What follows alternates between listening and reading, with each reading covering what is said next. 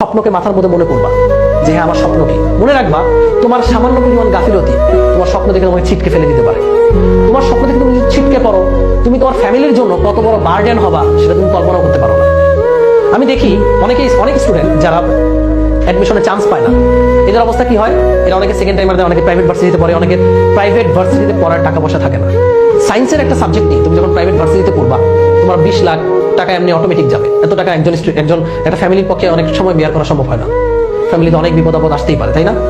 তুমি কি তোমার ফ্যামিলির জন্য বার্ডেন হতে চাও? তুমি কি তোমার সোসাইটির জন্য বার্ডেন হতে চাও? নাকি উল্টা এই 20 লাখ টাকা স্টুডেন্ট থাকা অবস্থায় ইনকাম করে বাবা মার কাছে দিতে চাও যে এই নাও বাবা মা? তোমাদের আশিকুজ্জামান ভাইয়া অলরেডি গাজীপুরে একটা রিসোর্ট কিনে ফেলছে, কিন্তু সে এখনো পাশ করে বের হয় নাই। ব্যাপারটা বুঝছো? তুমি কি আশিকুজ্জামান ভাইয়া হবা, নাকি ওই বলদ হবা যে বলদ প্রাইভেট ভার্সিটিতে পড়া বাপের কাছ থেকে প্রতি মাসে টাকা যাচ্ছে, যে বাবা আমার হাত খরচ দাও, প্রতিদিন টাকা যাচ্ছে? কয়দিন চাইতে পারবা? কয়দিন? It all depends on you. You have time. এখনো তোমার হাতে টাইম আছে। মনে রাখো, এই যে খুব সময় চিল করে বেড়াচ্ছ, তোমার জাস্ট এটা কল্পনা করবা যে আজ থেকে 10 বছর বা 15 বছর পর তোমার অবস্থাটা কোথায় যেতে পারে। তুমি যদি এখন চিল করো, 15 বছর পর তোমার ওই গরু খাটুনি খাটতে হবে এবং কারো আন্ডারে এমন খাটন খাটবা দেখবা অন্ধকার দেখতেছো চোখের মুখে। তুমি ডিসাইড করো এখন যে তুমি সুপিরিয়র হবা নাকি ইনফেরিয়র হবা। এটা তোমার হাতে এখনো চয়েস আছে।